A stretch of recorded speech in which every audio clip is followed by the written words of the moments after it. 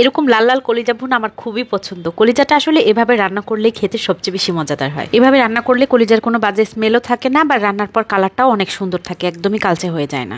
এখানে হাফ কেজির মতো কলিজা নিলাম। কলিজার সাথে এখানে কিছু মাংসও আছে। তারপর পানি দিয়ে এগুলোকে একটু সেদ্ধ করে নিয়েছি 5-10 মিনিটের মতো, এর চেয়ে বেশি হবে না। আর তারপর পানি ঝরিয়ে এগুলোকে ভালো করে একবার ধুয়ে নিচ্ছি। এভাবে কলিজা একটু সেদ্ধ করে নিলে কলিজা থেকে অনেক রক্ত আর ময়লা বের হয়ে আসে, সেগুলো ধুয়ে রান্না করলেই কিন্তু তরকারির কালারটা অনেক বেশি সুন্দর হয়, তরকারির মধ্যে ফেনা ফেনাও হয় না।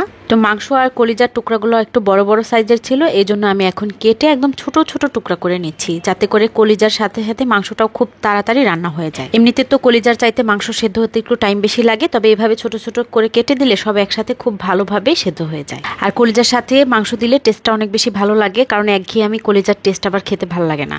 এখন রান্নার জন্য কড়াইতে তেল গরম করে তার মধ্যে এলাচ, দারচিনি, লবঙ্গ, তেজপাতা, একটা বড় এলাচ, কলিজা নিয়েছিলাম যা তার অর্ধেক পরিমাণ আমি এখানে পেঁয়াজ কুচি নিয়ে নিলাম, কারণ রান্নাটা একদম ভুনা ভুনা করে করব।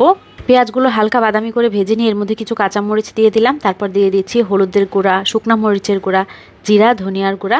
মশলা যেন পুড়ে না যায় এই জন্য একটু পানি দিয়ে দিলাম। আর মশলা দেওয়ার ক্ষেত্রে আমি চা চামচ ব্যবহার করছি, নর্মাল যে চা চামচগুলো পাওয়া যায়। তারপর স্বাদ মতো লবণ দিয়ে দিলাম। সব মশলাগুলো যে অনুপাতে দিয়েছি, আদা আর রসুনের পেস্ট তার দ্বিগুণ পরিমাণ করে দিলাম। এখন চুলার আঁচটা মিডিয়াম লোতে রেখে এই মশলাটাকে খুব সুন্দর করে ঢেকে কষিয়ে নিব। মশলা থেকে যখন তেল ছেড়ে দিয়েছে আর পেঁয়াজগুলো একদম সফট হয়ে গেছে, তখন এই মশলাটাকে খুব ভালোভাবে একটু নেড়ে দিয়ে এর মধ্যে কেটে রাখা মাংস আর কলিজার টুকরোগুলো দিয়ে দিচ্ছি।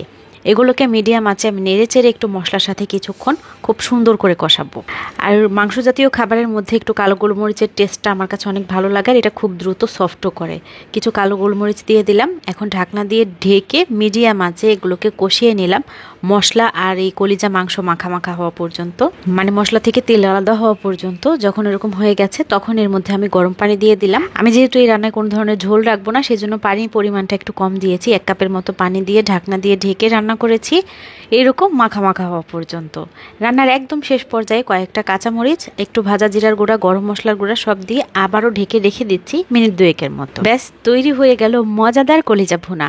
কলিজার সাথে এভাবে আমি মাংস দিয়ে রান্না করলে খেতে সবচেয়ে বেশি মজা পাই। এটা তো আমার কাছে রুটি, পরোটা, পোলাও, তারপর খিচুড়ি সবকিছুর সাথে অনেক ভালো লাগে। সাদা ভাত দিয়ে খেতে অনেক বেশি মজা লাগে। এরকম করে কলিজা আমি যখন বেশি পরিমাণে রান্না করি, খাওয়ার পর যদি বেঁচে যাওয়া কলিজাগুলো আমি কড়াইতে একটু সরিষার তেল, পেঁয়াজ, রসুন, শুকনা মরিচ বাদামি করে ভেজে নিয়ে তারপরে কালো ভুনার মতো বাগার দিয়ে খাই, ওইটাও অনেক মজা লাগে। আমার কাছে তো মাংসের কালা ভুনার চাইতে কলিজার কালা ভুনা কোন অংশেই কম মজাদার লাগে না।